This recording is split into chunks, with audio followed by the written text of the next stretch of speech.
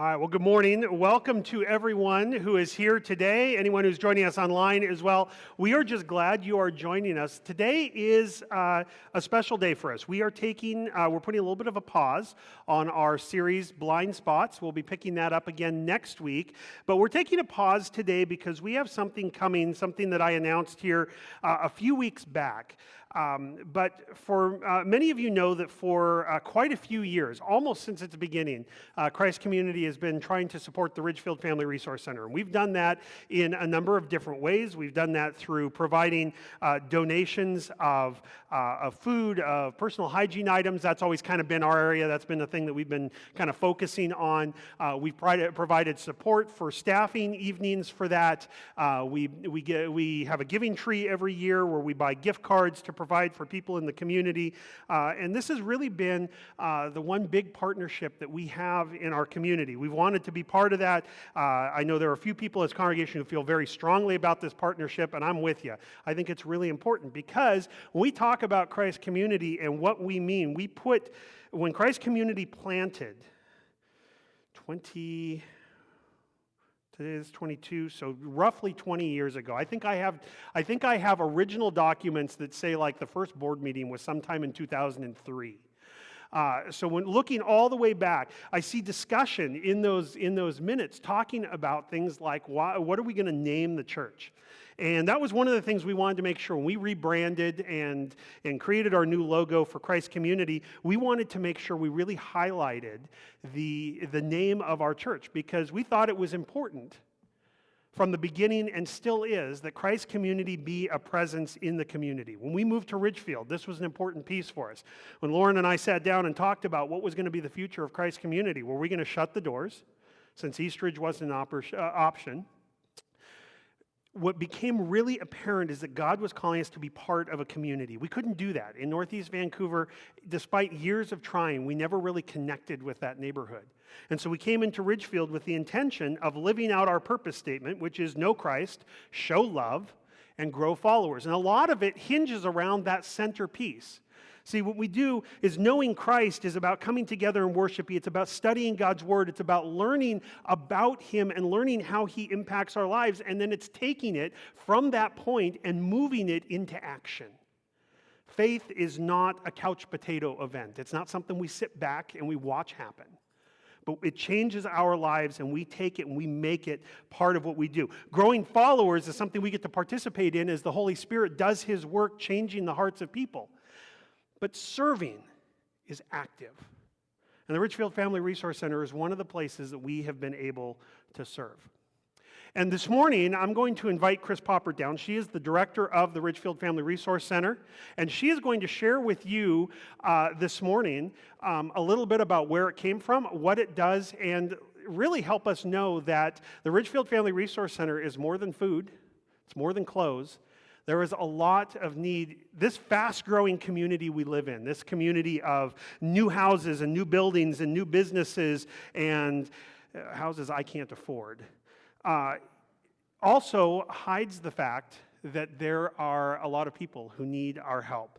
And I just want to leave with a verse here, and I'm going to turn it over to Chris. But in Leviticus chapter 23, everybody's favorite book in the Bible, Leviticus chapter 23, in verse 22, it says, "And when you reap the harvest of your land, you shall not reap your field right up to its edge, nor shall you gather the gleanings after your harvest.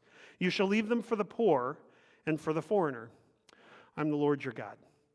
I did a lot of thinking about that verse this week because the word foreigner stuck out to me. There are a number of times in the Bible where God talks about being compassionate to the foreigner. And I really had to think about what that meant. Because when we think about foreigner, we think about people coming across our borders or from other countries or other nations.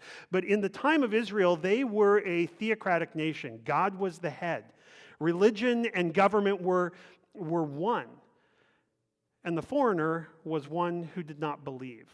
A lot of times, I think there is this sense that we help those who are our own. But God makes it clear in this case, we're to help those who have need.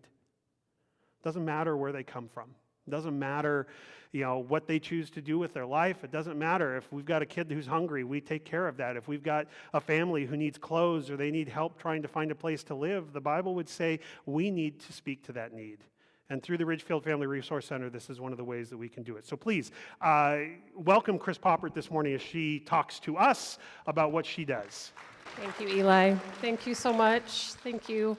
I didn't think I'd be this nervous. I love talking about the Family Resource Center. I can babble and babble and babble. I'll try to get my thoughts together here. Thank you for inviting me. I really appreciate being here. It is really, truly, I am so grateful to be able to worship with you this morning. That felt so good. And what I love about that, too, is that you are in an auditorium. Within 24 hours, there's going to be students here, and the Holy Spirit will just reach them in that way, and I love that.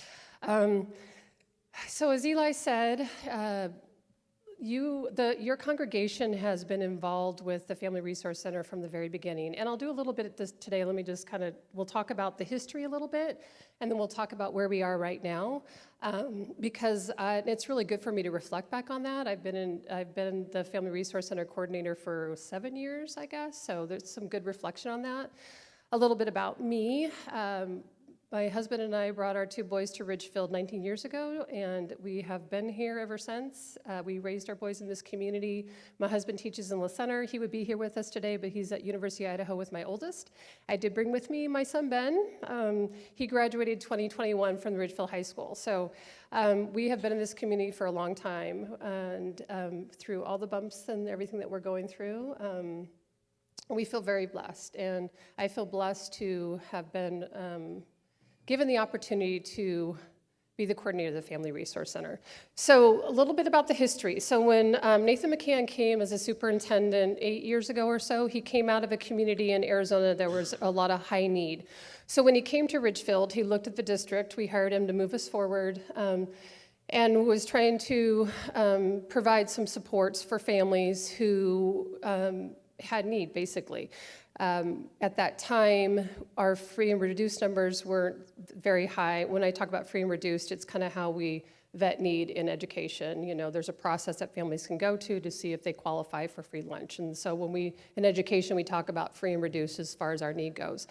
And so he quickly wanted to provide students with opportunity to have access to basic needs, food, clothing, toiletries, whatever it would take, so that that would not be a barrier to their education. And he sought out a partnership with Compassion 360, which is a nonprofit based out of the Nazarene Church.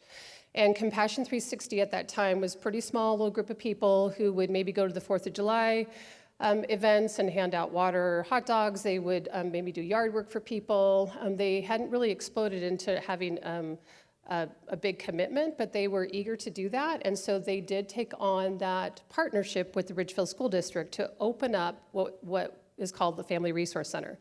The idea being that they would offer opportunities for families to come and shop, for counselors to be able to come and get items for students, and those would all be donations. So they secured 3 shelving units in the maintenance building downtown, which is a great building. Right next to the tractors, there would be these shelves that the volunteers from Compassion 360 asked for donations, and they filled it with food, clothing, and some toiletry items. And at that time, and I can't remember, I was only volunteering at that time. I was working in the school district part-time, so I started volunteering with the Family Resource Center, and at that time is when Christ Community came on to be able to staff it, I believe. And to be able to help at that point. So really, when you look back, after Compassion 360 partnership, Christ Community is the longest partnership that the Family Resource Center has had, in all honesty. And you modeled how other faith-based could have that same partnership, which I can't even tell you how critical that has been and how God has worked through those partnerships. So back to the maintenance building with these shelves. We did that for a couple years. That was, I think, October 2015 was the grand opening of that. It became a bit cumbersome, right, because we were a little far from the schools. Counselors at Union Ridge, at least, could walk down and get things. It was just hard to really get the supplies for students that we needed to get in an easy manner. So at some point, Dr. McCann was able to secure a portable that was at that time on View Ridge campus. And so we moved the Family Resource Center into that portable. And at that time, there was 8 hours a week position that was created to coordinate the Family Resource Center. I applied for that position and was able to get that position. I was working as the coordinator 8 hours a week and doing some work at Union Ridge. So it was an interesting juggle. We set up the Family Resource Center in that one portable. Right next to the portable, through a door, was Mr. DeShazier's health class. So you can imagine that was a little bit challenging at times, but from there we were able to build a pantry. We were able to build an area that could have clothing that families could walk in and do some walk-in shopping. And I know that Christ Community manned the volunteers, able to provide volunteers on Thursday evenings, right, when we were open in the evenings. And that was really the start of really where we are today. The growth has been, as you know, overwhelming, and the need continues to rise. At some point in here, we were able to secure some grant funding to make the Family Resource Center coordinator like a 3/4 position, and then our faith-based community about 4 years ago pulled together and provided some donations to create a full-time position for a coordinator, and that is what I am today, a full-time position. And the only way to do that really is by the donations that the faith-based donated to be able to secure that position. So I want to thank you for what you've done there. So there we go. So now it's a full-time position. I'm able to be part of a district counseling team. We have built, we've moved again. We did move into 2 portables, which are the old View Ridge math portables. It's where I think Ben had math class and my oldest had math class. Those were in the last bond, could no longer be used for classroom space, so now they are Family Resource Center space. I encourage you to come in and come visit. So it's crazy the amount of things that we can fit in there. We have really a wonderful opportunity for families to come in and to shop on one side of the portable in the pantry and the other side for clothing and school supplies and toiletry items and things like such. So we also have been able, with your donations, to create what's called care closets at the schools. At the high school and at Southridge and up the new building, we have care closets that provide just some basic needs, so that if a counselor's meeting with a family and they need to access like a dinner or clothing item or school supplies, they can run into the care closet and grab that without trying to get a hold of me to bring things to the building. That's been an exciting addition to what we do. But I still do, I work very closely with those counselors, so if there is a need that comes up, things like just the other day, one of our homeless youth needed a pair of shoes, and they were a size that I would have to purchase, so I was able to get those. Or if there's a need for a different clothing item or another resource, something like a medical resource or rental assistance, something like that, that I still serve counselors, help counselors serve families in that way. So where we are today, we are, as I said, growing. During shutdown, March 13th, 2020, that definitely changed my job. Before that time, I felt like I was really offering a hand up. I've struggled in the last couple of years. I feel like sometimes it's more of a handout because I don't know what tomorrow brings for a lot of families. But what I will say is I feel very fortunate. I was the only Family Resource Center that was able to stay open during shutdown. I developed a safety plan to be able to offer a space that families could still come in if they chose to be able to choose items that would help them during this time. And that we were able to stay open that whole time. I would be on regional meetings, Zoom meetings, and some of my cohorts in other areas would say, "Chris, where are you?" And I'm like, "Well, I'm in my space." They're like, "Oh," they weren't able to be in their buildings because of the way things were. So I feel very blessed that we were able to serve families during that whole time. We partnered very tightly and very quickly with Neighbors Helping Neighbors, which is our local food, Clark County Food Bank, essential for our community. Compassion 360 now, we hired someone to take a lead in that position. And they have been able to be open once a week to be able to offer food. And they also offer some additional assistance. If I have families that need help with utilities or rent, I cannot use our funds because I fall under the school district umbrella for those such things. So I refer families to Compassion 360. So we were able to pull together some funds from the community to pour into them. And then, of course, with the Family Resource Center, we offered the opportunity for families to come and shop. At that time, Neighbors Helping Neighbors were doing food boxes, Compassion 360 were doing food boxes, but we were able to have in-person opportunities for families, which I felt was really important, that families felt, that the families that were comfortable had some control of what they could come in and get. Like they could pick up a food box at Neighbors Helping Neighbors, and if they felt comfortable coming to shop, they could do that. They could come in and grab the extra ketchup or whatever else they need. The way we roll in there is that I'm really all about relationships. So just trying to develop relationships and support families and meet them where they are was the zero judgment, zero vetting. If somebody needs an arm around their shoulders to get them through whatever the challenge is, I am here to help that.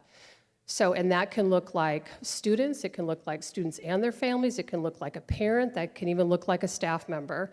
And I just meet them where they are. I don't vet for need, although I become quickly aware as I develop a relationship where the need really is. I kind of sit down, do an assessment, see where we are, and see how we can help get them the resources that they need. As you know, housing is huge right now. We don't have affordable housing. So families are doubling up, tripling up to make it work, right? And some of you may have grandkids or whatever living with you, which I think is wonderful. That is my main goal, so to keep the shelter. So if families are spending money on food, yet they can't pay their mortgage or their rent, I'm really encouraging families to at least come get food or what other items that we can help support so that they can focus on keeping the roof over their head.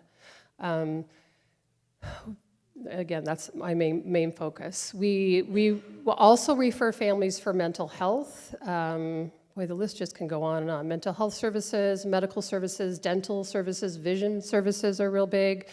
Whatever the need of the family, we will definitely be sure to serve. Let's see, what else? Demographics. Talk a little bit about maybe demographics. I talked a little bit about that free and reduced. When you look at Ridgefield, of course, you drive in the community, and this is what we do as Americans. Oh, it looks like everybody's doing great. Well, so behind those walls are some challenges, right? I mean, we've got people living in $1 million homes that are facing foreclosures and can't feed their kids. We have people in apartments that are doing very well. They pay their rent, they're able to feed their kids. So really what you see is not what you have, as we should know as a country. Definitely those changes are happening. We do have... when I talked about a homeless youth a little bit ago, we have in education something that's called a McKinney-Vento Act. It is a federal act that identifies our students who basically are displaced and don't have shelter. I don't like to use the words, maybe more like houseless. That's different than what maybe Council of the Homeless would say houseless people are. McKinney-Vento students are students that don't have a secured shelter. Maybe they're sofa surfing with families. They could potentially be sleeping in a car in a friend's driveway. They may be doubled up or tripled up where they don't necessarily have a bedroom or a space to sleep. They're on the floor. And we have currently, this number varies from day to day. We're sitting at about 70 of those students. And so we just make sure that we can access services for them when they need that. So we are focused on those students. A lot of times, a lot of those students are really self-sufficient. They already know how to manage resources, and they don't necessarily need our help unless, like I said earlier, like a counselor calls and says, hey, Chris, do you have a pair of shoes? Or how about some toothbrush or toothpaste or a hygiene pack, something like that. And then we also have our families that qualify for free and reduced, too. And our numbers have gone up in that area drastically in the last couple of years. But that doesn't mean that we're just serving those students. Obviously, somebody has to be willing to want to receive that type of help. And so all of our families know that if they can humble themselves, which is really hard to do, and especially in Ridgefield, to be able to come and get some help, I will try to assist them in whatever way we can. I still have people, and this is kind of where we are culturally, right, that say, well, Chris, it's a lot easier for me just to use my credit card because I'm having a hard time asking for help. And I don't know what to say about that. You know, I do have some really resourceful families that when all of a sudden things get rough and they know that rent can't be paid, they'll come in and go and ask, well, Chris, can I grab a few things, or do you know who I can go to get some, maybe a discounted price of eyeglasses for my kiddo, just so because I don't have the money to spend right now, I need to pay my rent, so I'll help them with that. Gas is a big deal right now, right? Gas, as we all know, is expensive. So the gift cards, I cannot purchase gift cards with the money that's donated to the Family Resource Center, but those gift cards can be donated, and I will keep a stash of gift cards to be able to give families that need that little bit of assistance to get to a job or whatever that is. A lot of times our McKinney-Vento students, they are working, and so those are really important for those students too. So I think I covered the basics. Like I said, I could go on and on and on. Can we do questions? Is that okay? Okay, does anybody have any questions about how we roll? Yes.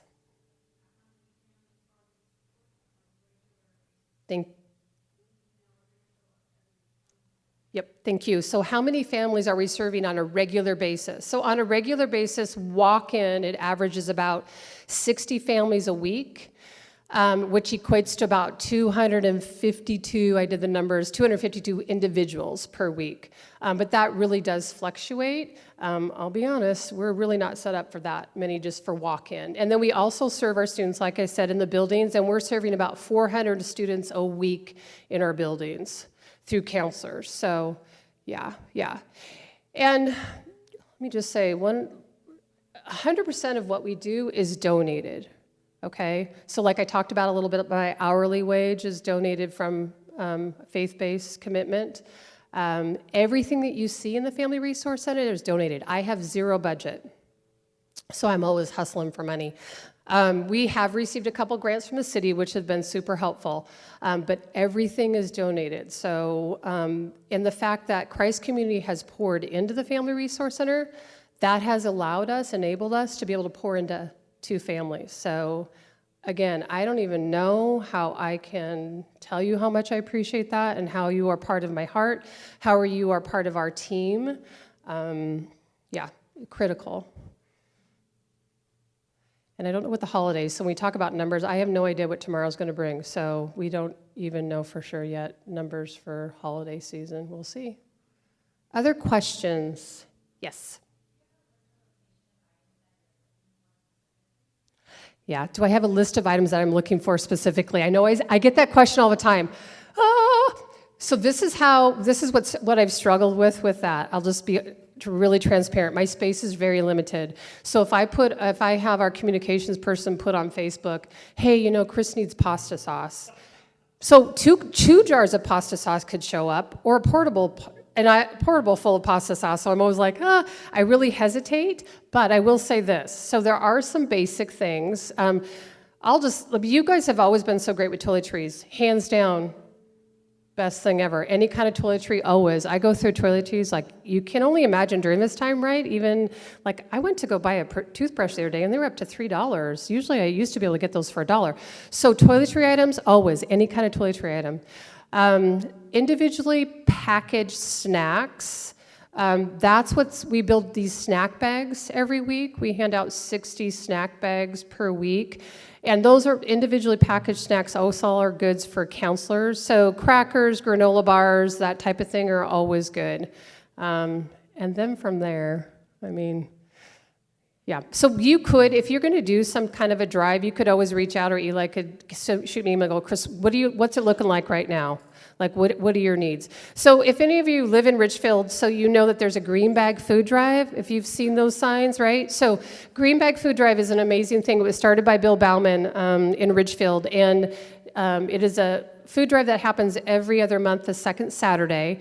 Family Resource Center gets half of that food, and Neighbors Helping Neighbors gets half of that food so that we can serve our families. So that, I usually will send them a list, and then it will depend on after that food comes in, which we were down this last food drive, then I can start to see our holes and see where we are. So, but the answer to your question, really, toiletries, always. Can I take a comment on to that? Yeah. Christ Community picked up on toiletries here a number of years ago because we realized in talking with Chris that was one thing that was often missed because people think need, they think food. And then when they think toiletries, toothbrushes and toothpaste, but we don't think about a lot of the other stuff. This is one of the reasons we say toilet paper, laundry soap, dish soap. Do you know how many people try to use one soap to wash their dishes, do their laundry, and run their dishwasher? And you can't do all of that in that way. Putting Dawn soap in your washing machine is a real problem. And so we say dish soap, laundry soap, bar soap to clean your body, deodorant, feminine hygiene products. These are all things that get overlooked.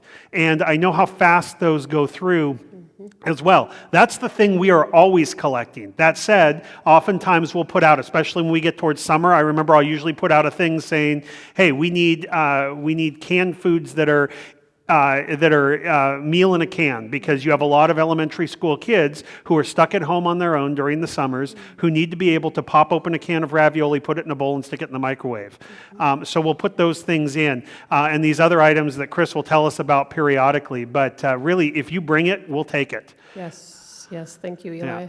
for sure. And two, if you have a heart for other areas of what we do, our partnerships with Neighbors Helping Neighbors, a great organization. I mean, Pam Bong is amazing. We work closely together. That's a great place to pour into. Compassion 360, like I said earlier, they help with some things that are a little bit out of the box that in North County we are really hurting on any kind of rental, well, not just in North County, in Clark County, like rental assistance is now gone, right? So families are just trying to catch up. Rents went up at local apartments, $400 a month. I had one family who had a decrease in their pay at work. They cut pay at work like 20%. They had increases in their rent. They were out like $700 a month all of a sudden with little kids that they were trying to save money to buy a home, and now it's like, So again, if you have a heart for that, you've got that. So anyway, other questions? Any other questions? Yeah, Janet.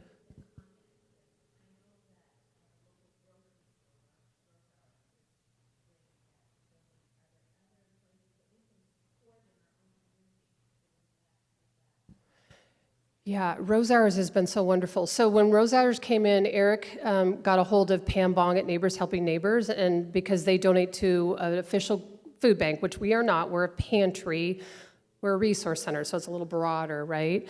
So Rose Hours reached out to Pam at Neighbors Helping Neighbors. Pam called me and said, hey, Chris, Rose Hours wants to donate. Do you want to pick up 2 of those days to donate produce or whatever items they do every week? Yeah, Rose Hours, hands down, has been an amazing addition to our community. And I'm just going to sell out like Tom and Debbie Smith over here. So they go to Rose Hours twice a week, and you've helped with that, to pick up donations from Rose Hours to bring them to the Family Resource Center. And it's always something what they give, right? We never know. Yeah, it can be a little bit of produce. It could be a lot of produce. It can be a lot of different things. So a lot of day-old cakes. Yeah. So Rose Hours, I mean, really, Corwin has been great. Corwin struggled a little bit because their supply and demand has been a challenge. Really, anyway, I mean, all mortgage companies, I mean, I could go on, but yes, yeah, I'm hopeful that we can develop some more partnerships moving forward. Like when Costco comes in, we have big plans, don't we, Tom? We have big plans. Yes, so we'll see what happens there. And it will say this, so the city really is coming on board. I don't know where this is going to go. City Council is actually discussing it right now. There's a potential that they may pour some money into the district to hire a part-time person to help. I've had to let a lot of things go by the wayside, which hasn't felt good to me. I'm hopeful that that's coming, and so then we can just go from there. Yeah, expand some more partnerships. But yeah, thank you. Other questions? Anything else? Comments? Tom and Debbie want to say anything? Oh, Dollar Tree, thank you. Geez, Tom, thank you. He's keeping, yes, Dollar Tree Warehouse has been an amazing partnership. So depending on who's in the position to get rid of some of the things that trucks accidentally, believe it or not, will drop off items at Dollar Tree. Things like goldfish crackers, I don't know, what are Hostess cupcakes. Like, we got these great candles that are not theirs, so they have to actually, what they call salvage them, throw them away. So they'll get a hold of us, and we'll go over and get whatever they are giving away. Yeah, Tom and Debbie, when we got the goldfish crackers, they drove their little Subaru over there to fill up with. I grabbed my truck. I grabbed our assistant superintendent, who's amazing support for the Family Resource Center. He'll grab his truck, we'll go get. So Dollar Tree, yes.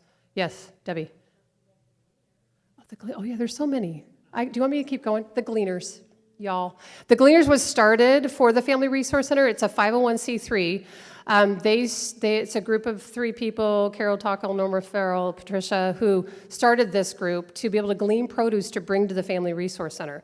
And it's been so amazing. They actually take financial donations to purchase produce too.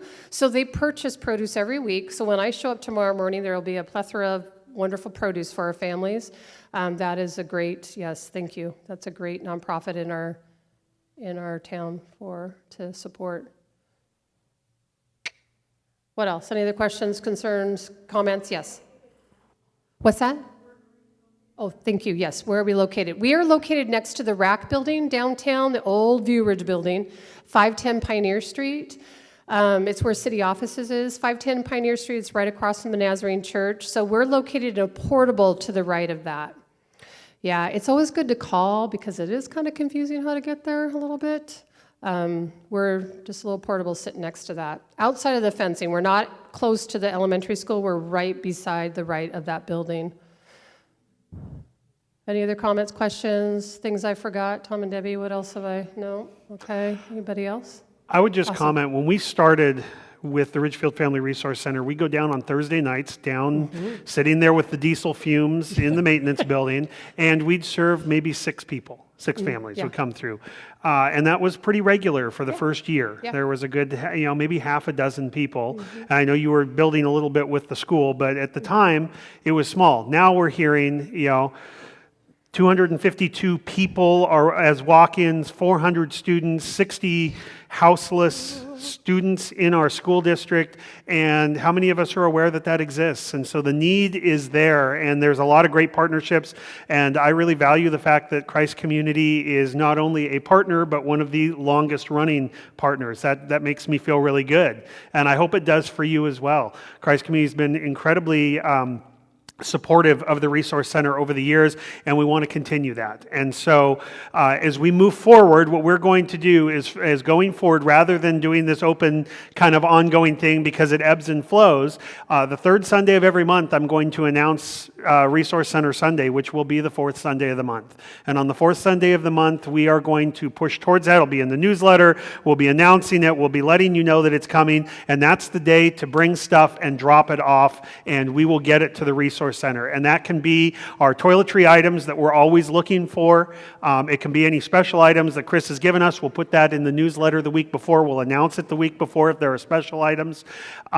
If you would like to make a cash donation, especially hearing about how the Resource Center can use their money, this is an opportunity as well. If you can't go out and buy stuff, but you want to make a donation to it and you want to put it in there, I can contact Chris and go, hey, what's best? Yeah. Do we give you the money, or is there something that you can't go buy but you need?